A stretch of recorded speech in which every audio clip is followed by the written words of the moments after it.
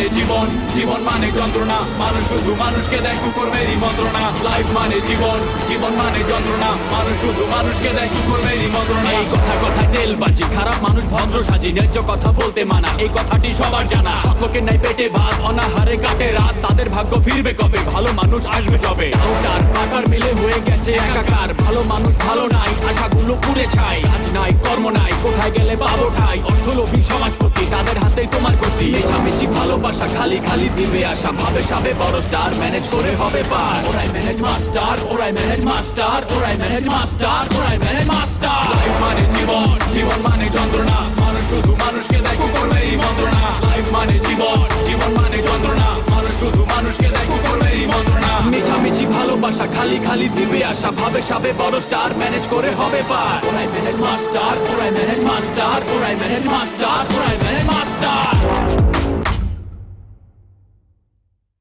এ ছাগলের মতো কথা কইতেছিস কে? আমি যদি সিনেমায় অভিনয় করার সময় ভিক্ষা করি, তারপর যখন অরিজিনাল ফয়ের হমু, তখন তো পাবলিক মনে করবো আমি অভিনয় করতেছি, আমার ভিক্ষা দিব কেউ? আরে এইসব কথা তুমি বুঝবা না। তাই খোকাই, চল ভিতরে চল আমার সাথে। ওই স্যারের ঘাড়ে ধাক্কা দিয়া তারপরে বাড়ি থেকে বাইর করতে হবে। আমার মৌচাকে অন্য কেউ ঢিল মারবে, সেটা তো আমি সহ্য করবো। এখন আমি আসি। না না, আসবা কেন? তুমি বসো, মিষ্টি খাবা না? না, আমার তো মিষ্টি খাওয়ার শখ নেই, আমার মিষ্টি খাওয়ার শখ একদম মিটে গেছে। আরে অবশ্যই তুমি মিষ্টি খাবা, আমার পাশের মিষ্টি। কি বলো খাবা না? তুমি অবশ্যই খাইতে হবে। লাভলু, দেখ কারে লইছি তোর দোকানে। সালাম আলাইকুম ম্যাডাম। ম্যাডাম আপনি তো অনেকদিন ধরে আমার দোকানে আসেন না, আপনি তো আমাকে ভুললেই গেছেন। না না, আসলে আমি বিজি থাকি তো ওইদিকে আসা হয় না। তবে তোমার দোকান থেকে চটপটি একবার নিয়ে গিয়েছে তো রাজীব। নূরজাহান, তুমি কিন্তু আর অনেক অপমান করছো। আমি কিন্তু গায়ে মাখি নাই, কিন্তু এবার মাখবো চিন্তা করছি, বুঝছো? তুমি যদি আমাকে না করে দাও, তাহলে নোমান সাহেবের ভাগ্নি লুবনা, তার সাথে আমি প্রেম শুরু করব।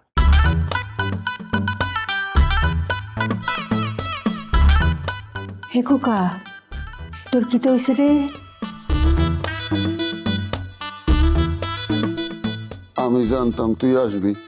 তার মানে তোর কিচ্ছু তো হইছে না? হ্যাঁ, তুই আমার লগে প্রতারণা করছস। কোনো প্রতারণা না, তরে ছাড়া আমি বাসুম না। তুই আমার পাশে একটু ব, তোর হাতটা আমি ধরি। তোর রাত আমি জীবনও ধরতাম না, অঙ্ক তোর আমি মারবাম। তুই আমার জীবনটা করে জ্বালায় ফুরে সারকার করেছ। আমি তোর আমার বয়ফ্রেন্ডের লগে আসলাম, তার কাছে ফাঁকি দিয়ে আমি তোর কাছে আইছি। তুই যে একটা বাটপার এটা আমি খুব ভালো হয়ে জানি, কিন্তু তুই যে এত বড় বাটপার এইটা আমি বুঝতে না রে। আমি তোর পায়ে পড়ি, তুই আমার এবার তোর কবি না। এখন আমরা সংসার করতে চাই, আমাকে প্রেমের অনেক দিন হয়ে গেছে, এখন আমাকে সংসার করা দরকার। তুই মানা করিস না, আজকে তোরে খুব সুন্দর লাগতেছে। তুই চাইলে আমি তোরে বিয়ে করুম, তুই স্যাক্রিফাইস কর প্লিজ।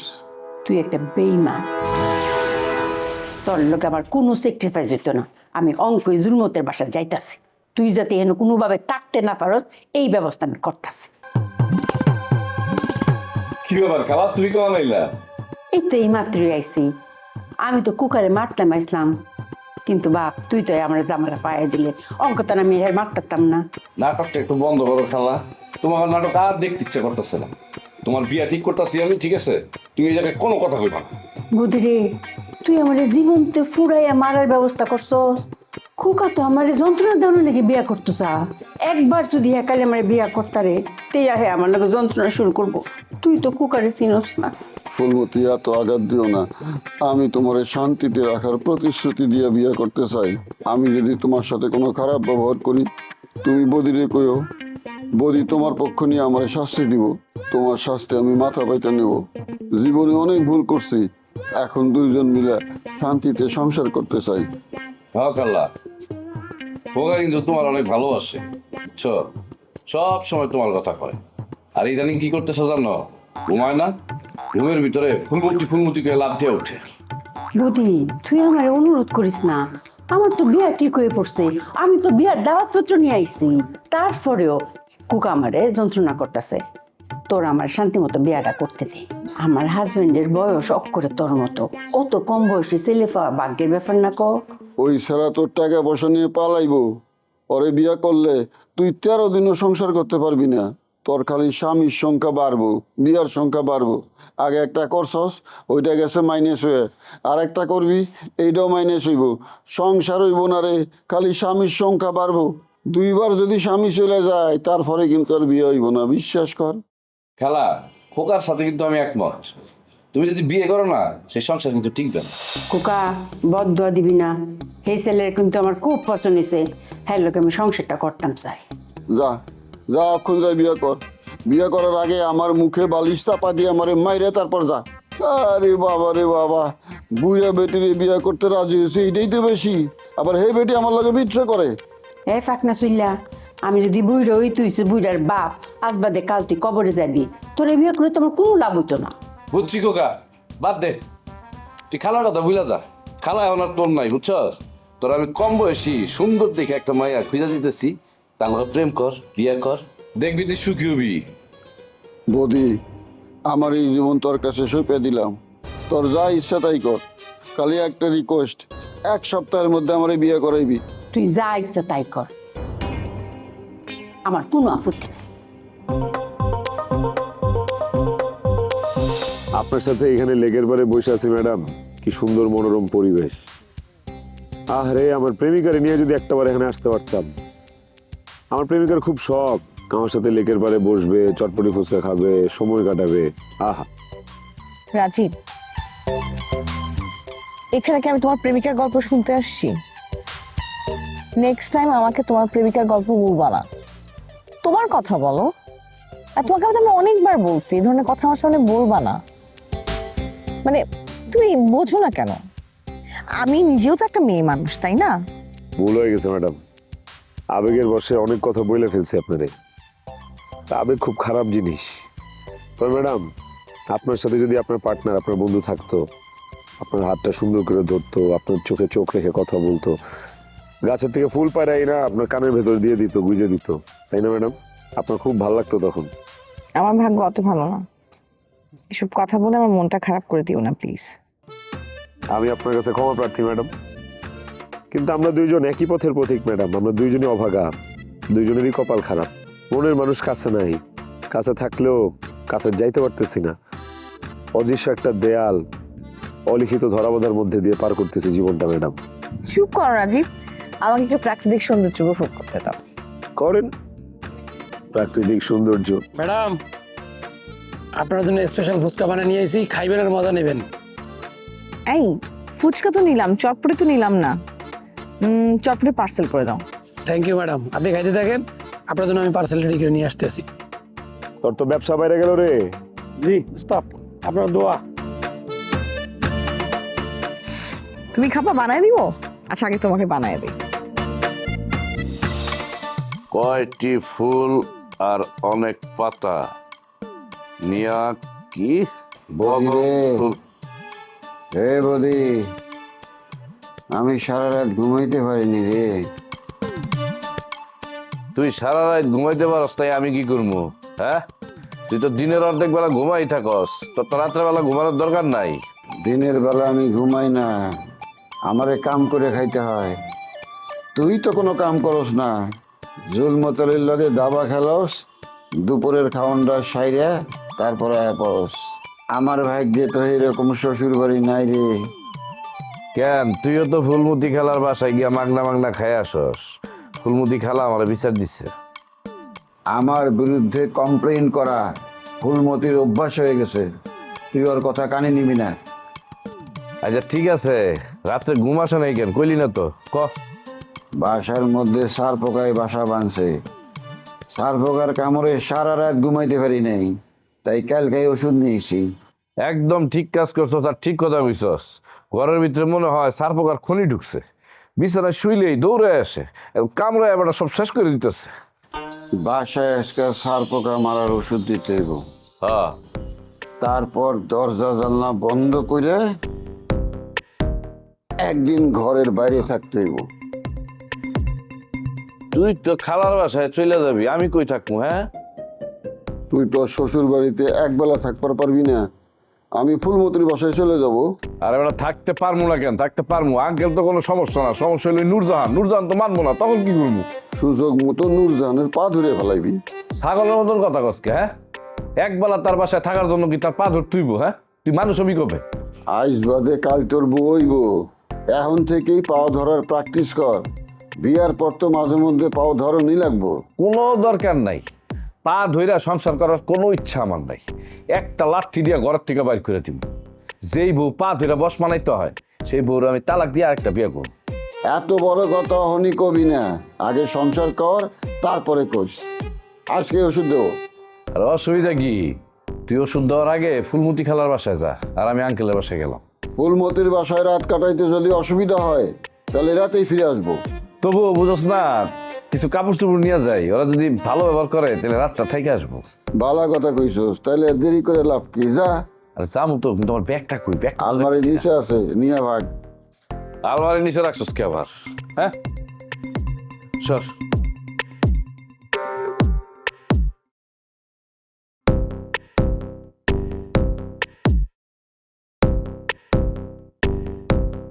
কিরে নূরজাহান,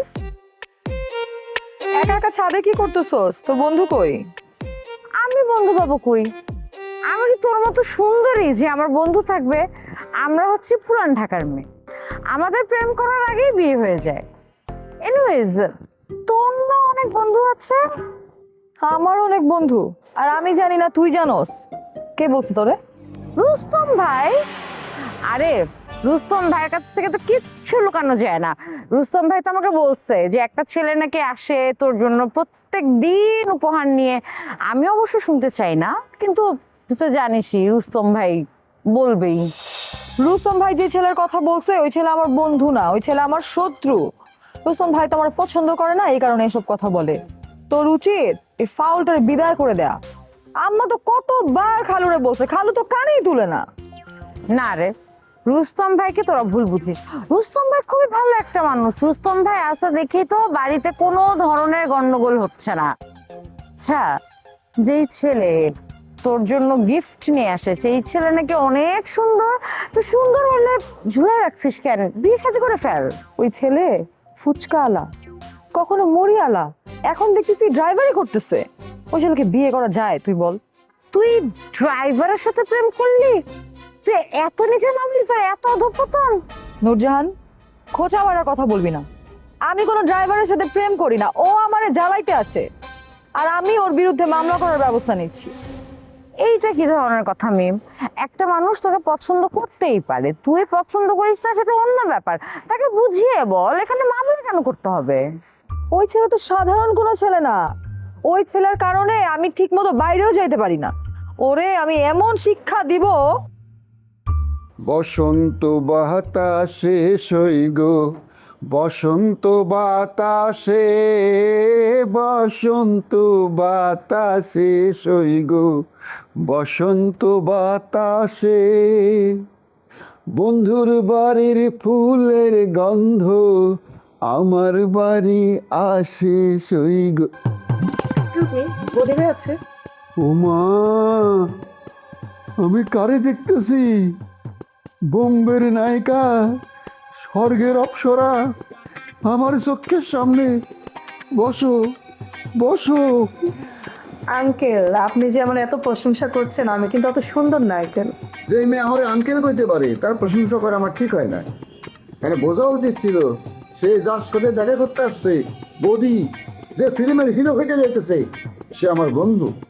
বৌদিকে বন্ধু আর টোকা বাবুকে কেন আঙ্কেল বলা হইতেছে সেই কারণটা আমি জানতে চাই। তোমার কথায় আমি অত্যন্ত কষ্ট পাইছি, আমি মর্মাহত হয়েছি। আমার মাথায় পাকা চুল দেখছো আর মনে করছো তোমার বাপের বয়সী। না, ভুল ধারণা। আমি ইচ্ছা করে চুল কালার করছি, কারণ সুইডেনে খবর জানো, সুইডেনে পাটনা চুলের কদর অনেক বেশি। আমি বছরে 6 মাস সুইডেন থাকি। আপনি সুইডেন থাকেন বছরে 6 মাস? শিটটা, আমি সরি, আমি অনেক ভুল করে ফেলছি। আপনাকে আমার আঙ্কেল ডাকা ঠিক হয়নি। আচ্ছা, এখন আপনি বলেন আমি আপনাকে কি ডাকলে আপনি খুশি হবেন?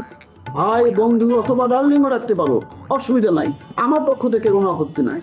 ডার্লিংটা তো তাড়াতাড়ি ডাকা ঠিক হবে না, আপনাকে আমি ভাইয়া বলি। বলো, খোকা হয় বলো, গল্প করতে সুবিধা হবে। তারপর আমাকে অবজার্ভ করো, অবজার্ভ করে যদি মনে করো আমার বন্ধু হওয়া সম্ভব, তখন বন্ধু ভাববে, বন্ধু ডাকবে। বন্ধু হওয়ার পর যদি ডার্লিং ডাকো আমার ভালো লাগবে। প্রথমে ডার্লিং বলা ঠিক হবে না, তাছাড়া আমার তো ডার্লিং আছে। তোমার ডার্লিং আছে, তাহলে তো তোমার লগে কথা কই ঠিক হইব না। আর কথা বলতে তো সমস্যা নেই, তার উপর আমি অনেক দিল খোলা একটা মেয়ে। ওই যে একজনের সাথে কথা বলে সারা জীবন পার করে দিব ওই রকম মেয়ে আমি না। বিয়ের আগে আমি জীবনটা উপভোগ করতে চাই।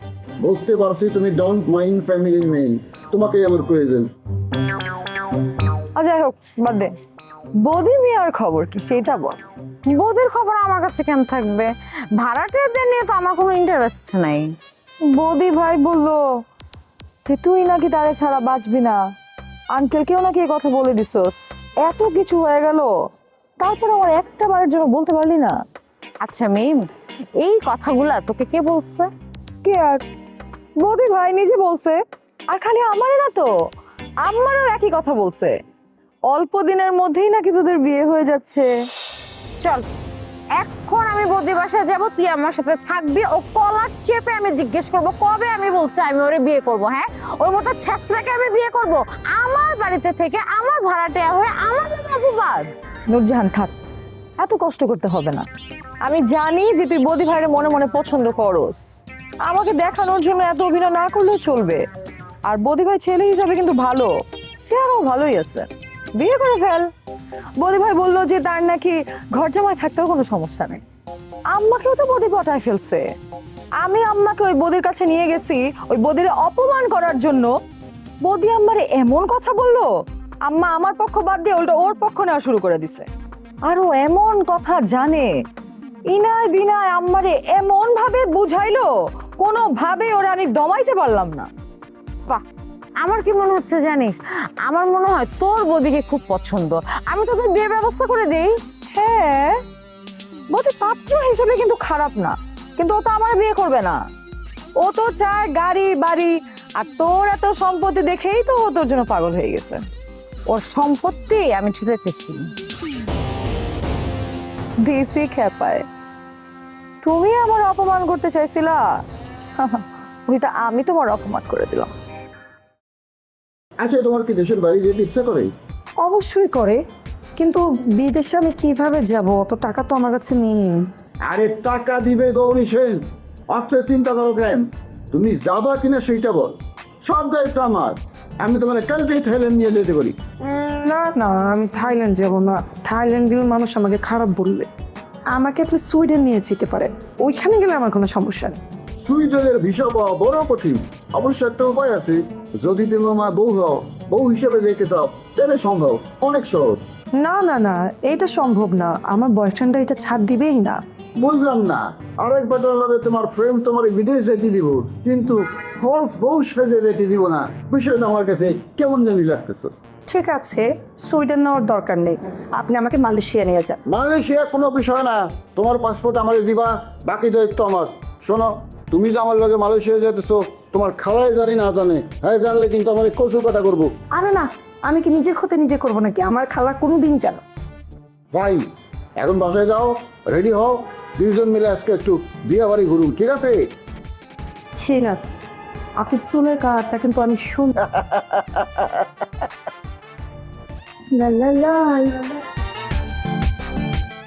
আসি তাহলে। আসো। অয়তান বেডি মালয়েশিয়ার কথা শুনে খুশিতে মগমগাইতেছে। হ্যাঁ, আমারে তো পাগল পাইছে। তবে আমি মালয়েশিয়া নিব, দেখ বেটা তবে আসলে নি কিনা।